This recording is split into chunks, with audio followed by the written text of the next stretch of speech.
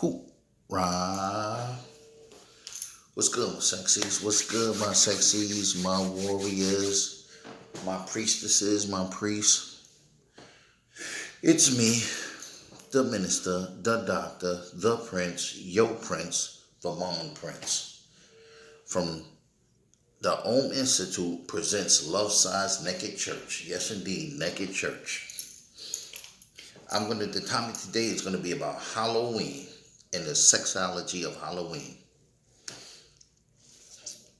Okay, first and foremost, all the holidays are sexologies or have they were created to harness sexual energy.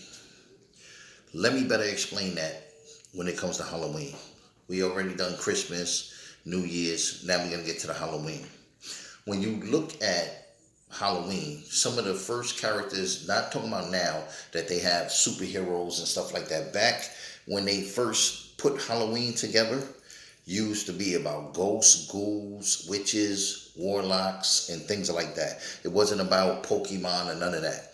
It was strictly about things that go bump in the night. So, thinking about a witch. First of all, on top of the witch's head, there's the hat that's pointy like that. That's a phallus symbol, a penis. Between the witch's legs, she rides on a broom. That's a phallus symbol and a penis. She's riding on a penis. When the penis is on the head, that represents oral sex. Between her legs could be vaginal. If it depends on which way it's going, but because it's facing forward, coming out of her like it's a penis on her, it's really anal. If it was the opposite way, it would be more vaginal. It would be representing more vaginal. So we have oral and anal sex on the witch. When you deal with the pumpkin, that's a big image of Halloween. Traditional Halloween. Not talking about nowadays. We're talking about traditional Halloween back in the days when it started. The pumpkin had their face cut out. It would have triangle eyes like this. Again, a penis, a phallus symbol. And they would have the mouth cut open, and inside of the head would be hollowed out, and inside there will be a candle. The candle is a phallus symbol or a penis. The wick that you light at the top represents ejaculation or explosion when you're coming, when you're busting it up. That's inside of the pumpkin or inside of the pumpkin's head or mouth. That's oral sex. Then in addition to that,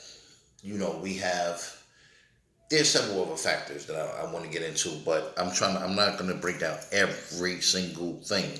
But the tradition, number one is a cat is a traditional Halloween symbol. And cat, another word for cat is what? Pussy. Pussycat. Pussy. Vagina. So we have that as part of. Then you have the ghost, which is usually white, and that represents cum or semen, female and male. But it also represents Tachyon energy, that life force that's in us that comes from sex. The male gets it from the female get it from source, or the female get it from source or God, and the male gets it from her through sexuality. She gets it from God by being connected. We get it by having sex or sexual interaction or some type of interaction that has a sexual frequency. I'm not going to explain that too much because I have other videos explaining that. It's too complex. You don't have to have sex with a woman to get her sexual energy. You can have a conversation about work and it can be no flirting or anything. A sister can get it from a brother. You can have an argument and pass that energy. It's ways to do it. It's just there. It's the whole divine. We're in a program, a computer generated program, a virtual reality time loop simulation program. It's based on sex. Sex is one thing splitting off into opposites and then joining back together. That's the three folks, like the principle. You have one thing, it breaks into two, which is opposites. Then it joins back together or comes together and it produces a third thing, which is three things. This is also why the number 13 is so, that's a part of Halloween, the unlucky number 13. You have one thing, that's one. And then they breaks off into two things, which combine, which is 12. One and the two things is 12, but you come back the number one, and then you have two. It breaks into two things that are opposites. That's the two. It comes back together sexually and produces the next thing, which is a three. That's the 13. 12 and 13 are big Halloween numbers, but specifically 13. Okay, so we got that together. We kind of know about that. Boom. Then I don't want to get too much into, like, the Frankenstein and Dracula. Dracula is one. Frankenstein not so much, but Dracula, the bloodsucker, is not really a bloodsucker. It's a energy vampire that steals your tachyon, your electromagnetic sexual energy.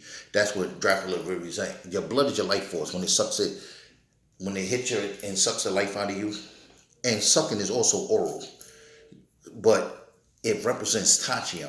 The people that made Halloween, the EOS, the powers that be, regular people didn't make Halloween. The powers that be made Halloween. They came up with the concept. They put it out there. They created. I know the history behind it, going door to door, and they would say trick or treat. If you say, trick, they would do one thing. You say treat, whatever. So you either had to give them a trick or a treat, but it's really deeper than that. That's the cover up. It's really something totally different. They would really go around and be raping the females, and they would say, either you're going to show us a trick, which is sorcery, some type of magic, some type of ritualistic magic that you had to know, or your woman, whatever women were in the house, will become a treat, or a sexual part of a sexual ritual. So either you're one of us because you know the secrets of how to do something.